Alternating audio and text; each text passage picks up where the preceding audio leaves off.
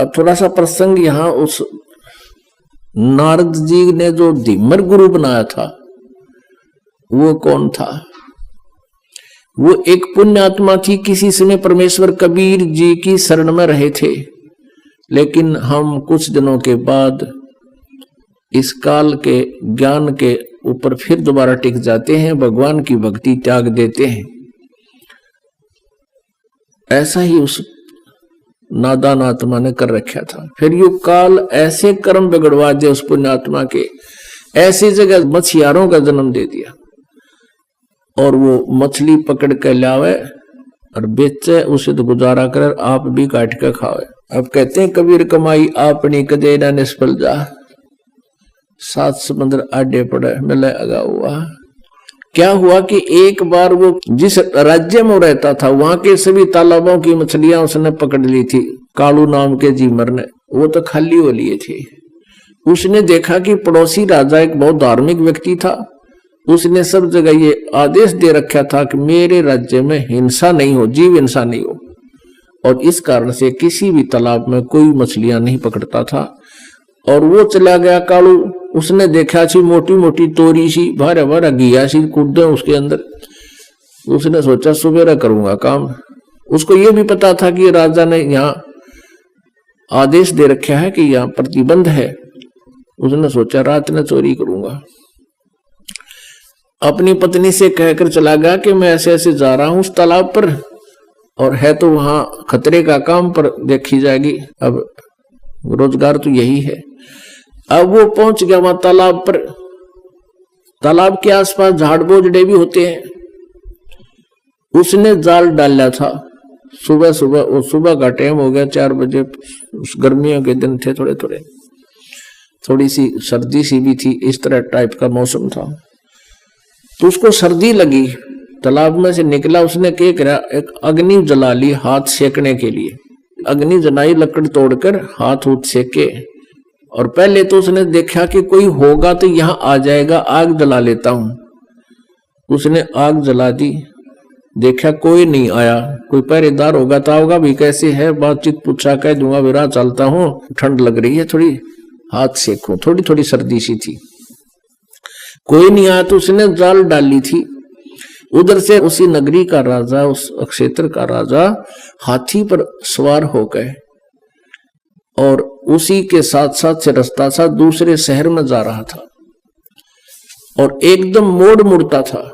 उस मोड़ के मुड़ते ही राजा का पूरा काफिला एकदम बाहर आया, और उसकी नजर पड़ी, वो सारा ही 4 किले का फैसला था मोड़ का। एकदम घबरा गया वो कालू जी मर कि भाई आज तो बात बिगड़ेगी, राजा आ गया, राज तेरी सजाए मौत होगी, तेने कानून तोड़ दिया। वो डर गया। उसने क्या कर रखा था, एक लंगोट पहन रखा था शरीर पर, बस पानी में बढ़ने की तैयारी थी। तो उसने, और ऊपर बड़े बड़े बाल थे, दाढ़ी थी। उसने और कोई बात ना सूझी बचाओ कि जो राख लकड़ी जला रखी थी वो राख थी। उस राख को सारे शरीर पर, मुंह पर सारे ला के, और वहीं बैठ गया। वो धुआं सा बना हुआ था, थोड़ी थोड़ी आग सलग रही थी। साधु रूप बना के बैठ गया। वो राजा था धार्मिक। उसने देखा महात्मा बैठा है, वहीं काफिला रखवा लिया। अकरों को हाथी से नीचे उतारो, अंबारी वो लगा दी पड़ी सी, वो नीचे उतार दिया। और वो आंखें खोल कर देखा कि ले भाई मर गया आज तो आधी आधी खोल कर फिर बंद कर लेकर आज मर गया, वो तो आ गया तेरी तरफ।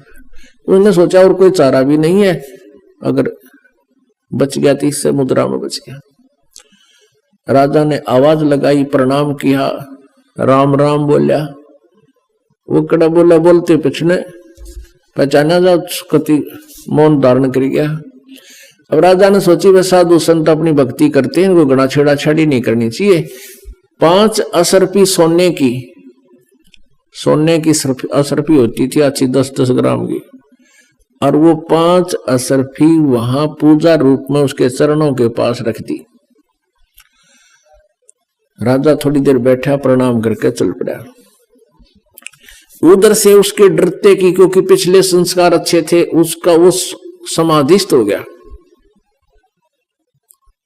और ऊपर सोपन सा देख रहा है।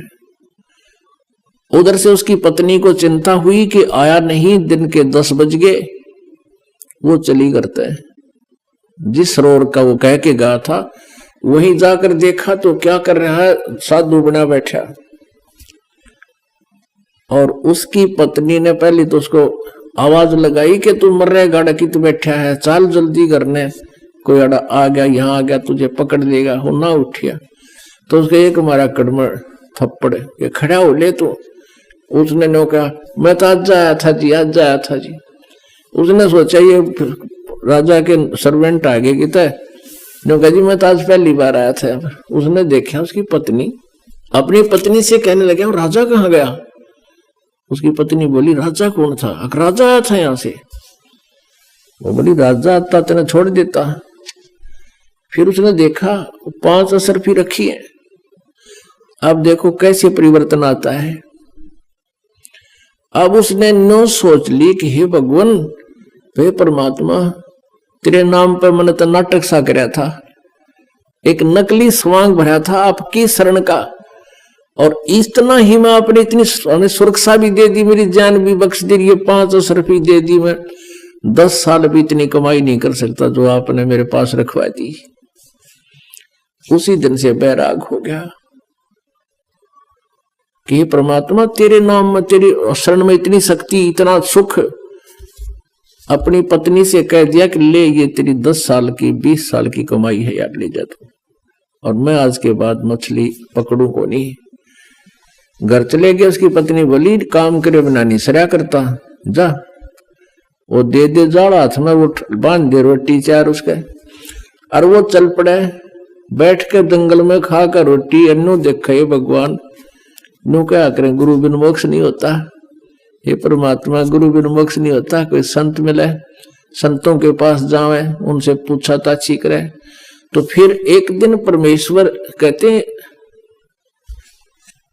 इस आत्मा की प्रत्येक रिक्वायरमेंट को सब परमात्मा पूर्ण ही पूरा करता है, जो तीनों लोकों में प्रवेश करके सबका धारण पोषण करता है।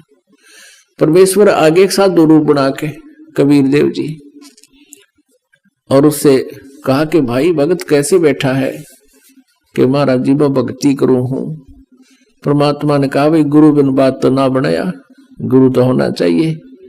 कहा जी गुरु तो होना चाहिए, आप बन जाओ मेरे गुरु जी। कहा भाई ठीक है, मैं बता देता हूँ, नाम ले, भक्ति कर, ऐसे ऐसे करना, ये करना, ऐसे नहीं करना। अब उसने करी डट का साधना, और कुछ ही दिनों में उसको काफी उपलब्धि होगी। उधर से वो जो गुरु था, अब उधर नारद जी को एक ऐसी समस्या पैदा होगी थी। उसको कहा गया था कि आज सवेरे तू जावे और उसको गुरु बना ले, जब तेरा कल्याण होगा। तो सवेरे सवेरे वो जा रहा था किसी घाट के स्नान करने के लिए, आगे से वो कालू झीमर मिल गया उसने। तो उसको उन्होंने गुरु बना लिया। उस कालू झीमर ने उसको बताया कि ये नाम जाप कर ऋषि जी, तेरा कल्याण होगा। अब कहने का भाव ये है पुणात्मा, हम ये सोचा करते थे कि कालू जो था एक सिंपल सा साधारण आदमी, एक मछियारा था, और उसको नारद जी ने गुरु बना लिया तो उसका उस सत्र का कल्याण हो गया। अब उस समय वो कालू झीमर नहीं था, उसने सारी बुराई छोड़ दी थी, वो संत बन गया था। लेकिन हम फिर भी वो फीत उतारते नहीं उसकी, उसको फिर भी धीमर कहा करते थे, झीमर कहा करते, जबकि ऊपर संत हो गए थे।